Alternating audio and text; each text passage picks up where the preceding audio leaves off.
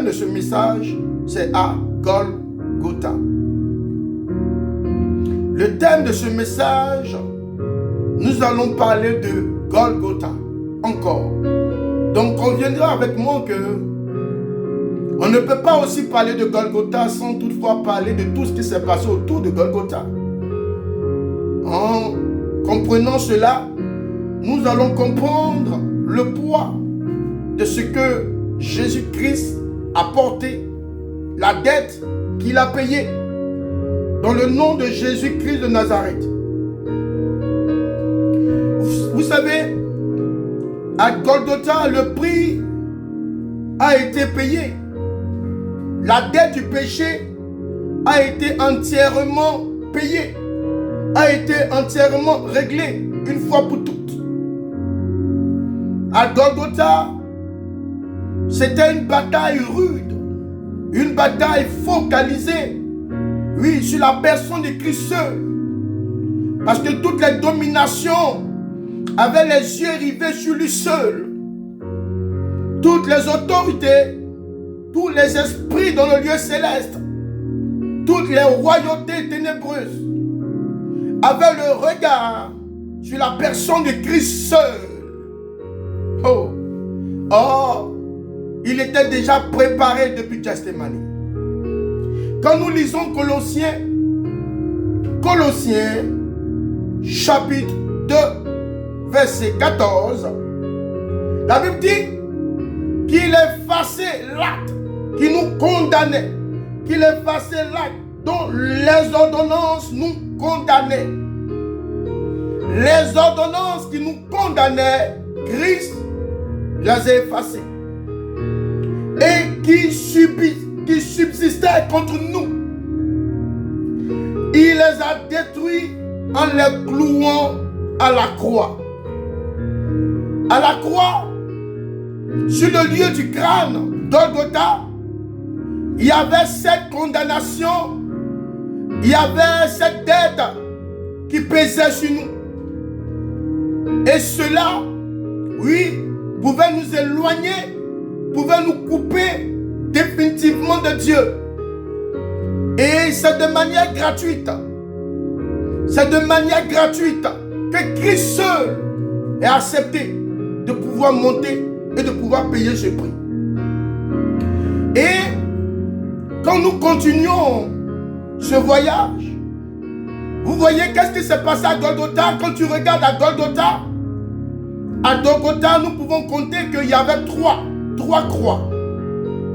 Vous comprenez? Il y avait la croix de Christ et il y avait la croix des deux voleurs. Et la question que je veux te poser ce matin, laquelle des croix pourrais-tu choisir aujourd'hui pour ta vie? Laquelle des croix pourrais-tu aujourd'hui choisir pour ta destinée? Oui, il y avait la croix du Seigneur qui était plantée. Et il y avait la croix des deux voleurs aussi qui étaient plantés. Ce matin, ma question pour toi, c'est parmi les trois croix, quelle croix décides-tu de porter?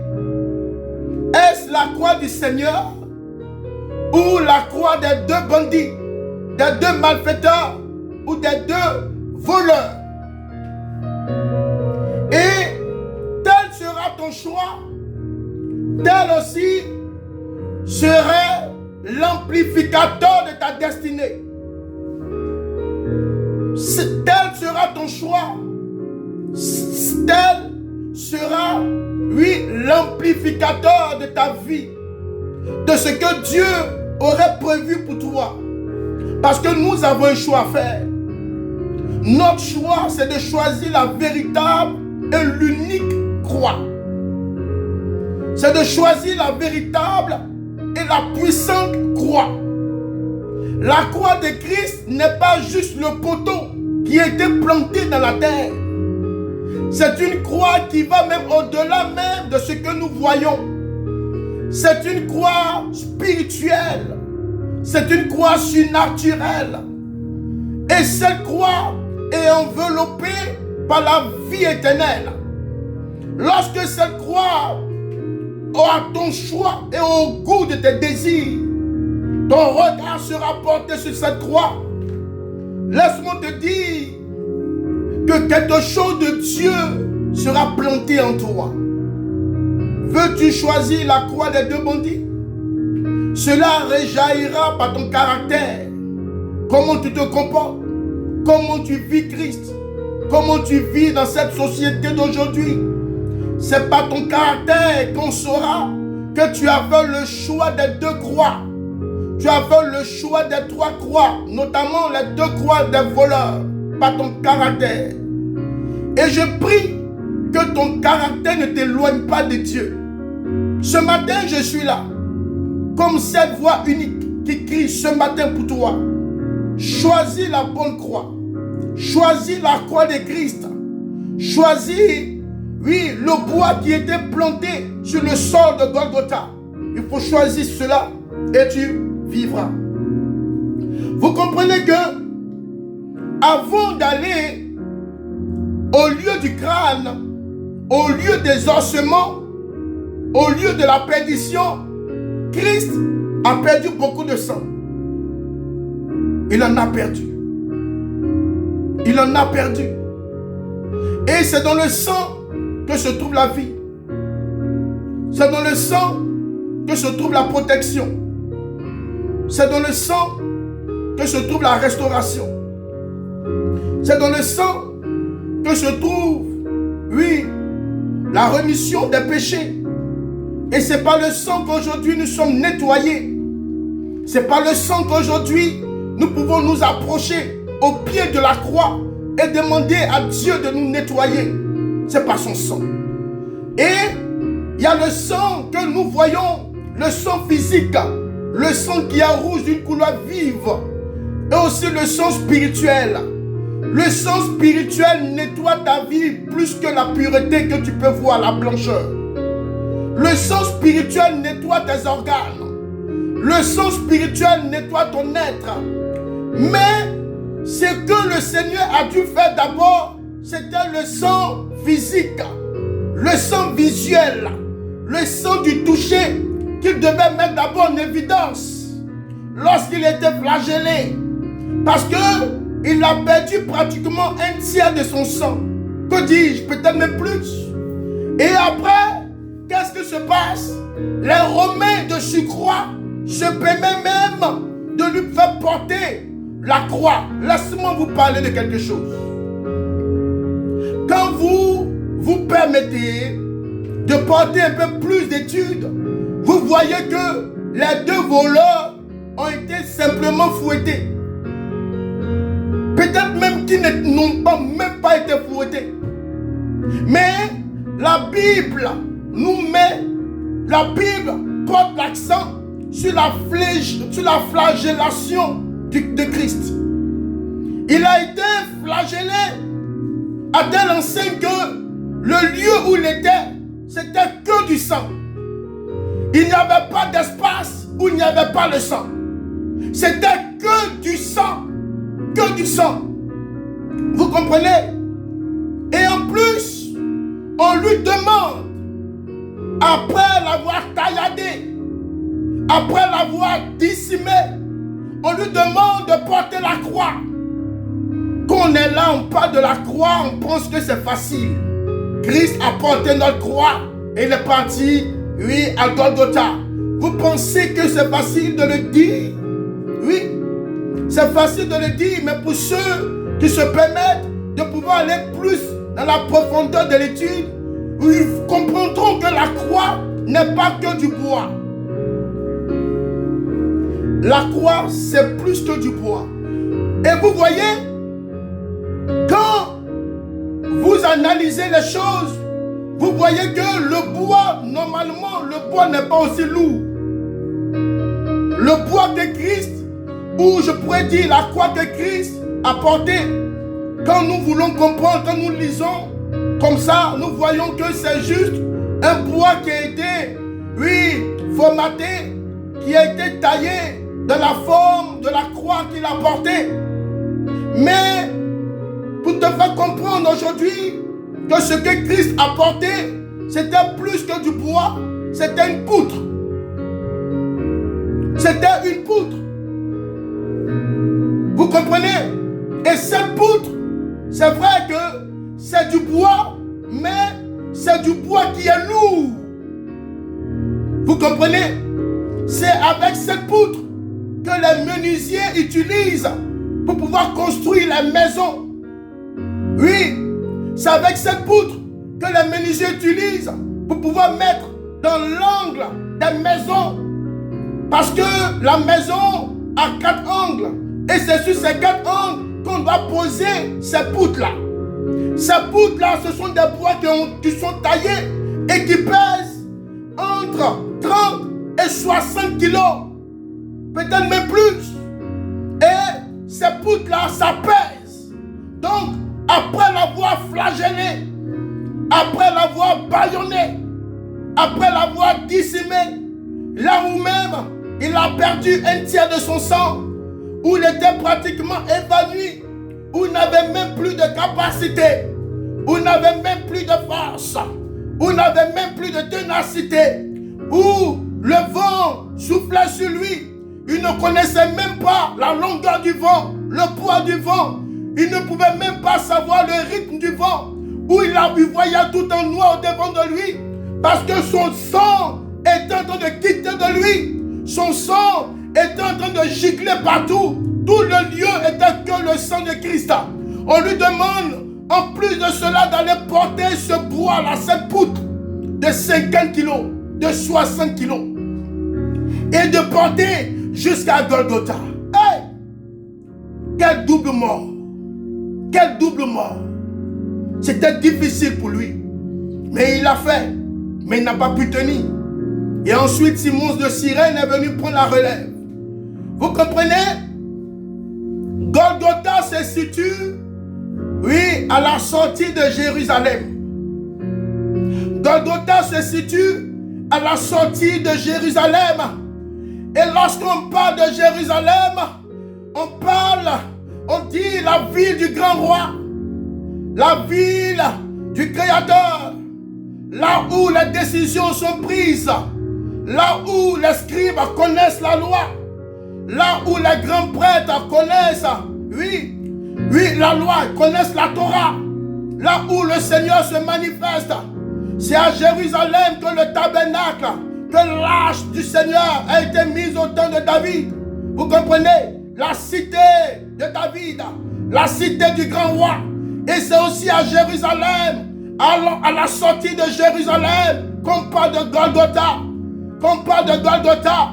Et c'est à Golgotha que, oui, les Juifs, sous l'infusion, sous le parrainage des Romains, sous l'entreménage des Romains, oui, ils se sont mis ensemble et ils sont allés, oui, percuter, ils sont allés clouer le Seigneur sur le poteau de la croix. Vous comprenez? C'est à Jérusalem que tout s'est passé. C'est à Jérusalem que tout s'est passé. C'est à Jérusalem que les prêtres du temple, oui, les prêtres du temple, oui, sous l'effusion de la jalousie, de la rancœur, ils ont décidé de pouvoir mettre le Seigneur sur le poteau de la croix. C'est à Jérusalem d'abord. Vous comprenez? C'est dans l'église. C'est dans l'église que les gens vivent la jalousie. C'est dans l'église que les gens appellent la rancœur dans la famille des personnes.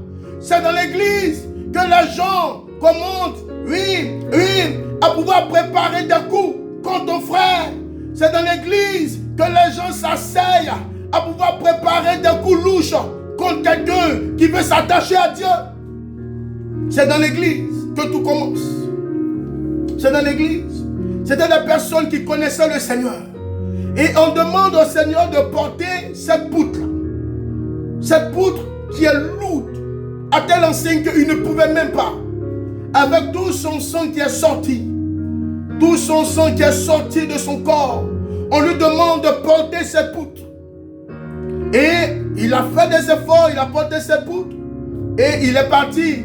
Oui, cette poutre de 50 kilos. 50 kilos. C'est lourd. Il est obligé de pouvoir la traîner à tel enseigne qu'il ne pouvait même pas continuer le combat. Il est obligé de laisser la poudre tomber par terre. Et pendant qu'il portait, on le flagellait, on le chicotait encore. On crachait sur son visage. On l'insultait.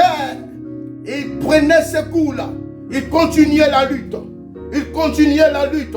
Il continuait la lutte. Il continuait la lutte. Et vous allez comprendre que, en temps normal, les Juifs avaient déjà organisé sa mort. Oui, en participant, en travaillant avec Judas Iscariote. Ils avaient déjà prémédité sa mort. Donc sa mort était déjà certaine. Et le Seigneur savait qu'est-ce qu'il devait faire. Alors, à cause de ce poids qui est lourd, il fallait qu'il puisse faire face à cela en se retirant pour prier. En se retirant pour prier. Il fallait qu'il prie. Parce qu'il y avait un coup qui se préparait contre lui. Et les Juifs, les Hébreux, les Israélites ont décidé que ces personnes-là qui connaissaient la Torah, qui connaissaient les lois, qui connaissaient la parole, oui, de manière, la parole en surface, ces personnes-là ont décidé de crucifier le Seigneur. Et c'était d'une même voix, une foule entière. Oui, crucifions-le, crucifie-le. On voulait le crucifier, on voulait le mettre au poteau de la croix. Vous comprenez? Parce que lorsque le Seigneur enseignait dans la synagogue, les Juifs, les personnes qui étaient autour de lui, les scribes, les pharisiens, ces personnes, ces grands prêtres, n'étaient pas d'accord, ils étaient jaloux. Et disons, Seigneur, disons à Ponce Pilate, disons aux Romains que nous voulons le crucifier, c'était une manière de pouvoir lui apporter une mort maudite. Une mort maudite. Parce que dans le temps, oui, mourir sur le poteau de la croix, c'est une mort maudite. C'est une mort qui est vouée au jugement éternel. Parce qu'ils ne pouvaient pas supporter que quelqu'un qui est homme, qui mange comme eux, il vient se dire qu'il est Dieu. Quand nous lisons dans Deutéronome, chapitre 21, Deutéronome, chapitre 21, verset 23, vous allez comprendre cela. Son cadavre ne passera point la nuit sur le bois, mais tu l'enterreras le jour même, car celui qui a pendu est un objet de malédiction auprès de Dieu, afin que tu ne souilles pas le pays que l'Éternel, ton Dieu, te donne en héritage. Donc, vous comprenez que le fait que le Seigneur, oui, on puisse le clouer à la croix, pour les Juifs, pour les Hébreux, c'est une personne qui est maudite. C'est une personne qui est vouée, oui, qui est vouée au jugement éternel. Et c'était profitable pour eux. Et nous voyons que à Golgotha, puisque c'était à la sortie de Jérusalem, oui, mais à Golgotha, je vous ai dit le dimanche passé que à Golgotha, c'était pratiquement sur une demi-montagne. Observons une colline, parlons d'une colline. Oui, et c'était aussi une colline rocheuse qui ressemblait parfaitement à un crâne. C'était une colline rocheuse qui ressemblait parfaitement à un crâne. Donc, tu ne peux pas passer sur le chemin sans tout voir la colline. C'était un lieu de mort. C'était un lieu de cadavre où les crânes étaient un peu répandus partout. C'était un endroit où il y avait assez d'exécutions. À tout moment, il y avait des exécutions afin de pouvoir exhiber les personnes qu'on devait clouer. Oui, c'était pour montrer à tout Jérusalem que celui qui ne suit pas, qui n'observe pas la loi, celui qui ne suit pas la loi, voici son sort qui lui est réservé. Vous comprenez? Les personnes voulaient lui dire que toi qui te dis que tu es Dieu, voici tu vas mal finir. Voici tu vas être pendu au poteau de la croix. Tu vas être cloué au poteau de la croix. Et tu seras une personne damnée. Une personne vouée à la perdition éternelle. C'était cela le but. Vous comprenez? Le crâne invoque la mort. Ici, on ne parle pas de la tête. Quand on parle de la tête, on parle des yeux, on parle des narines, on parle de la bouche, on parle de ce qui, le côté qui est supérieur au corps. Alors le crâne, c'est le côté os, le côté osseux. Vous comprenez? Donc, sur le lieu du crâne, il y avait des personnes qui vivaient pendant qu'ils étaient cloués. Ces personnes arrivaient à respirer. Cependant, à cause du temps, au fil du temps, ces personnes sont mortes là-bas. Ces personnes sont restées mortes. Ces personnes, les os ont commencé à se faire ressentir. Et sur le lieu du crâne, c'est que les crânes qui sont là. Vous comprenez? Sur le lieu du crâne, c'est que la malédiction qui est établie.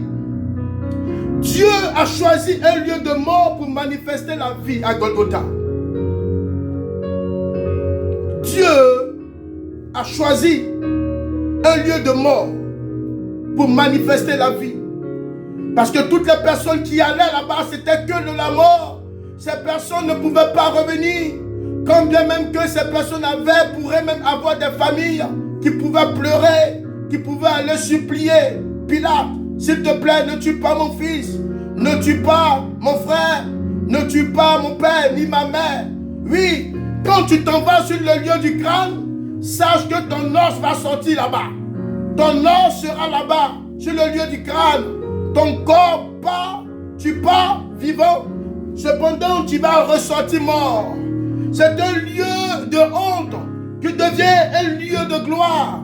À Golgotha, c'est un lieu de honte. Quand on te mène à Golgotha, on s'en va t'humilier. Tu t'en vas être humilié aux yeux de tous.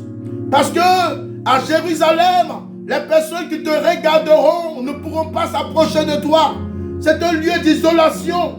Là où le crâne existe, Dieu établit le salut.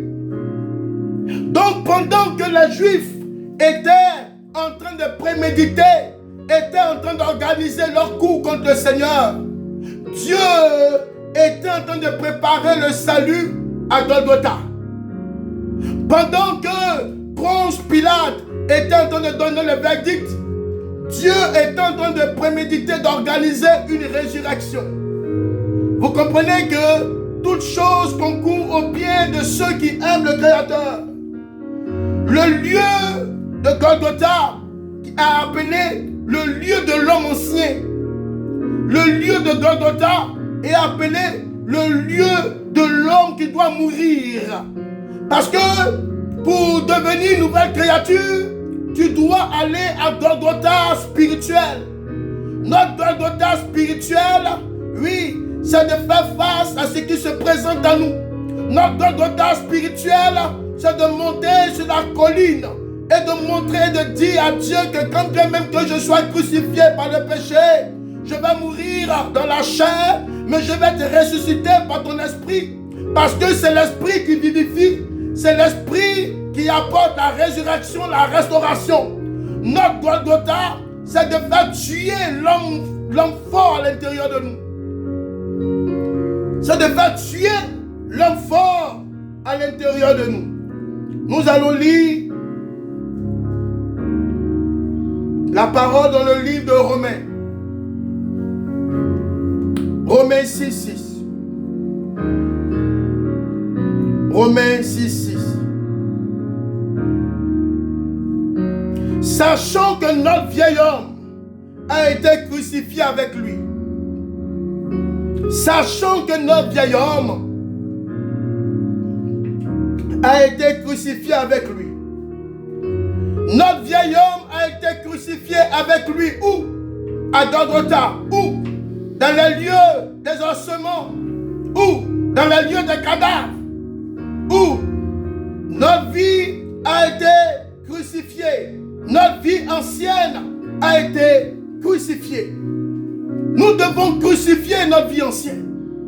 Nous devons la crucifier sur notre Golgotha spirituel. Nous devons la crucifier sur nos désirs spirituels qui se présentent à nous. Nous devons prendre nos désirs. Nous devons prendre notre vieil homme. Nous devons prendre notre vie ancienne pour pouvoir, oui, crucifier cela à Golgotha.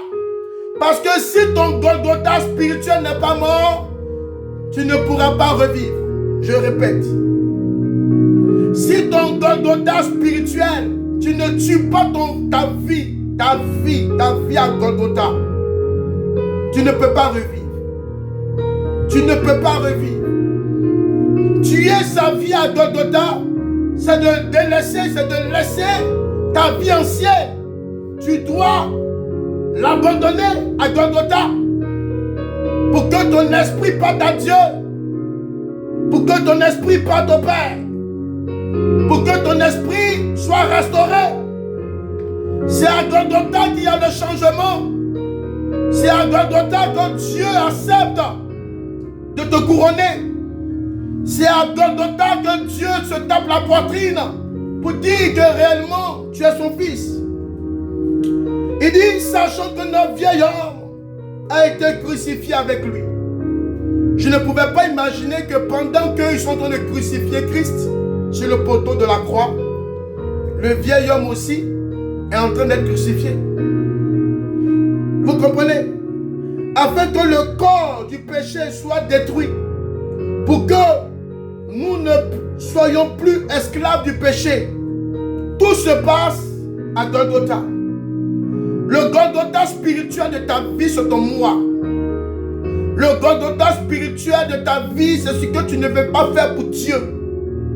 Dans chacun de nous, nous avons un Golgotha. Dans chacun de nous, nous avons des voix, nous avons des Romains, nous avons un peuple. Dans chacun de nous, nous avons un vieil homme. Le vieil homme, il marche avec ceux qui ne sont pas avec Christ. Le vieil homme écoute la voix des Romains. Le vieil homme écoute la voix du peuple. Crucifions-le. Crucifions-le. Le vieil homme va t'éloigner des habitudes de Dieu. Le vieil homme va t'éloigner de l'amour de Dieu. C'est le vieil homme qui va te conduire. Et si tu refuses de monter à ton Golgotha spirituel afin de clouer ton vieil homme, jamais tu ne pourras être ressuscité. Golgotha est le lieu où l'enfer pensait gagner. Golgotha. L'enfer pensait gagner à Golgotha. Mais Dieu était en train de triompher de par sa droite. Dieu était en train de triompher de par sa parole.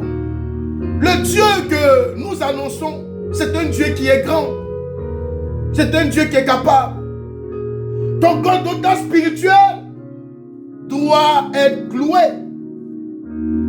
Ton Golgotha, c'est le lieu où Dieu veut que tu condamnes ton vieil homme. Dieu veut que tu chasses ton vieil homme. Dieu veut que tu repousses ton vieil homme. Tu dois mourir. Il y a un vieil homme en toi qui échange avec des Romains. Il y a un vieil homme en toi qui échange avec le peuple. Il y a le son d'un vieil homme qui te parle. Il y a le son d'un vieil homme qui te conduit. Il y a le son d'un vieil homme qui veut te pousser. Il y a un son en toi. Tu dois dire au Seigneur, trop, c'en est de trop. Assez, c'en est assez. Le corps, ton corps doit être détruit. Ton corps doit mourir. Nous devons mourir. Nous devons détruire notre corps à Golgotha.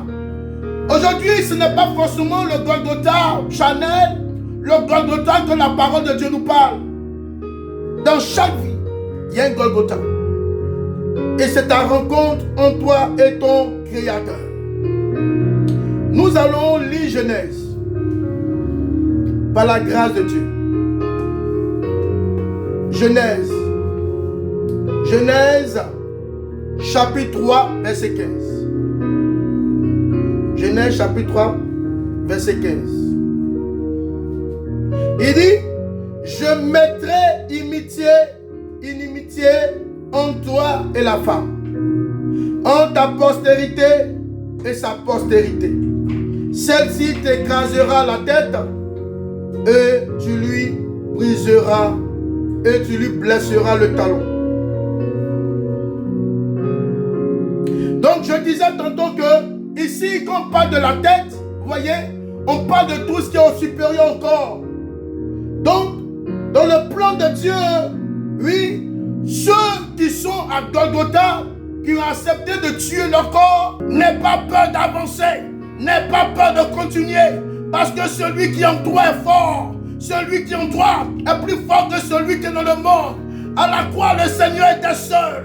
Le Seigneur était seul au devant des Romains, au devant de la foule. Mais il a remis son esprit à Dieu. Quand tu marches avec Dieu, pourquoi tu crains? Pourquoi tu peurs? Oui, de quoi crains-tu? Remets ton esprit à Dieu. Il va te donner le bonheur. Il va te donner le salut. Il va te donner la victoire. Avec Dieu, qui peut te faire mal? Avec Dieu, qui peut t'éloigner? Qui peut avoir la victoire sur toi? Et comme patron, et comme protection, Dieu. Remets ta vie à Dieu. Remets ton espérance à Dieu. Le Seigneur était seul à Golgotha. Il était seul comme une plaie. Mais il était tranquille. Il était seul comme une plaie. Il était tranquille. Parce que toutes les autorités, toutes les dominations étaient là. Ils étaient installés sur le piédestal, ayant les yeux rivés sur le Seigneur. Pour lui dire, nous allons voir qu'est-ce que tu vas faire. Toi qui penses que tu es Dieu, toi qui dis que tu es Dieu, nous verrons qu'est-ce que tu feras. Nous verrons qu'est-ce que tu feras. Le Seigneur ne regardait pas tout ce qui se passait. Comme Étienne, pendant que le lapidait, il ne regardait pas la foule, il ne regardait pas aux obstacles. Il avait les yeux sur Jésus-Christ de Nazareth. Il avait les yeux sur le Seigneur. Et le Seigneur est venu briller en lui de la joie. Le Seigneur est venu lui apporter de l'espérance. Le Seigneur est venu lui apporter du triomphe. Pourquoi regardes-tu ta situation? Pourquoi regardes-tu ce qui est au devant de toi? Ça va détruire ton cœur. Regarde au Seigneur. Quand tu es sur le lieu du crâne, toutes les personnes sont en bas de toi. Vous comprenez? Ceux qui sont élevés de Dieu, ils seront toujours vus de par la foi. Sois élevé de Dieu. Sois élevé de Dieu. Que Dieu puisse taper sa poitrine pour dire qu'il peut compter sur toi seul. Et à cause de ta loyauté et de ta fidélité, Dieu t'élèvera. Vous comprenez? À la croix, les puissances ont été vaincues. À la croix, les dominations ont été déchues. À la croix, Satan a été désarmé. Satan a été désarmé. Les autorités suprêmes des ténèbres ont été brisées. Le camp de Satan est indépendable. Je me tiens et je m'appuie sur cette parole dans le livre de Colossiens, chapitre 2, verset 15. Il a dépouillé les dominations, il et les autorités. Il les a livrés publiquement en spectacle. Il savait ce qu'il faisait. Il était déjà préparé. Le Golgotha que je suis en train de prêcher à Golgotha, tout était déjà préparé. À Golgotha, tout était déjà préparé par le Seigneur. Dieu prépare ta vie. Dieu sait sur quoi tu vas évoluer. Dieu sait sur quoi il te bénira. Dieu connaît tes faiblesses. Il connaît ton manquement. Mais ce Dieu avec qui tu marches, il ne permettra pas que l'ennemi puisse te manger. Il ne permettra pas que l'ennemi, oui, puisse être une source de blocage pour toi. C'est pour cela que ton Golgotha doit mourir. Tu dois mourir à Golgotha. Meurs à Golgotha. Ton corps doit mourir à Golgotha. Ta chair doit mourir à Golgotha. Tes organes doivent mourir à Golgotha. Si tu ne meurs pas physiquement à Golgotha, tu ne peux pas renaître spirituellement. La chair doit être effacée. La chair doit être radiée. La chair doit être chassée. Tu dois briser les liens de la chair à Golgotha. À Golgotha, il n'y a plus de désir. À Golgotha, tu pleures sur ton sort. À Golgotha, toutes les personnes que tu aimais t'ont lâché. À Golgotha, tu rentres dans le secret et tu parles à Dieu. Rentre dans ta chambre, ferme la porte et tu parles à Dieu. Où est ton Golgotha? Où se trouve ton Golgotha? Laisse-moi te montrer ton Golgotha. C'est le lieu du crâne où il n'y a plus d'espoir. C'est le lieu du crâne où il n'y a plus d'espérance. C'est le lieu du crâne où tout est sombre. C'est le lieu du crâne où tout est noir. Va à Golgotha. Tue ta chair. Tue ton vieil homme et tu vivras. Tue ton vieil homme. Tue ton vieil homme. À Golgotha, je te dis, le Seigneur les a humiliés. Toutes sortes d'autorités, toutes sortes de puissances. Ils ont été brisés. Oui, ils sont là, dans le monde invisible, dans le monde surnaturel. Ils travaillent dans les pensées des personnes, dans le subconscient des personnes. Ils sont là, et ils conduisent les personnes. Tu réagis par ton caractère. Tu penses que c'est toi. Non, c'est un démon qui te possède. Tu ne sais même pas. Le Seigneur était comme un aimant ce jour à Golgotha. Toutes les puissances des ténèbres dans le monde entier, en ce jour-là, ils étaient là.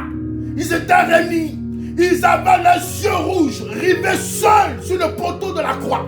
C'est une seule personne. À Golgotha, ce n'était pas que les acolytes de Satan. C'était même Satan lui-même, le Dieu de la terre, le Dieu du plaisir, le Dieu de la joie. Il était là, il était habillé, il était assis sur sa table. Et le Seigneur était en train de pleurer. Il était en train de pleurer. Il pleurait pour l'amour de nous. Il pleurait pour toi. Il pleurait pour moi. Il pleurait pour l'humanité. À Golgotha, la haine est clouée. À Golgotha, la haine est chassée. À Golgotha, la rancune est expédiée, est expulsée. À Golgotha, il y a des changements radicaux. Tu dois changer. Tu dois changer. Je te parle aujourd'hui, ayant le regard rivé sur toi. Ton cœur doit changer à Golgotha. Tu dois être une nouvelle personne qui rythme, qui marche, oui, au rythme de Dieu.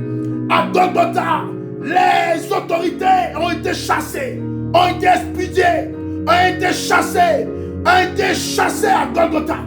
À Golgotha, les chaînes ont été brisées. À Golgotha. Golgotha, c'est fort. Ça représente la fin totale de ton ancienne vie, de ta vie passée. Ta vie doit aller à Golgotha. Tu dois monter. Tu dois monter. Va sur cette colline et crucifie ton vieil homme. Est-ce que ton vieil homme est crucifié? Ton vieil homme n'est même pas crucifié. Comment veux-tu être ressuscité? Ton vieil homme n'est même pas crucifié au poteau de la croix. Il dit, celui qui veut marcher après moi, qu'il se charge de sa propre croix et qu'il me suive. Qu'il me suive.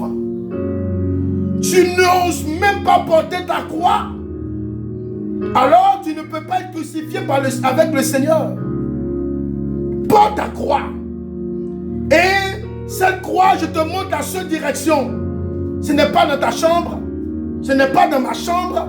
Ce n'est pas sur un terrain de basket. Ni un terrain de football. Oui, c'est à Golgotha. C'est à Golgotha.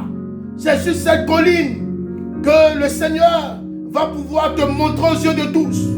Le Seigneur dira que tu es sa fille. Tu es en train de changer de vie. Les gens verront que tu es en train de changer de vie. Ce que tu faisais avant est en train d'être métamorphosé. Tu es en train de changer. Mais rien ne change en toi. Rien. Rien ne change en toi. Golgotha, c'est de tuer ton ancienne vie. C'est de tuer son ancienne vie. Afin que la nouvelle vie paraisse. Afin que la nouvelle dimension de Dieu vienne couronner le tout. Golgotha, ce n'est pas simplement un lieu.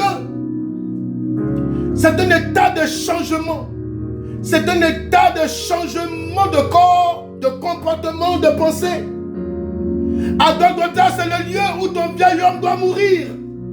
À Golgotha, c'est là où Satan est écrasé. À Golgotha, c'est là où la honte disparaît et la victoire apparaît. C'est à Golgotha. C'est à Golgotha.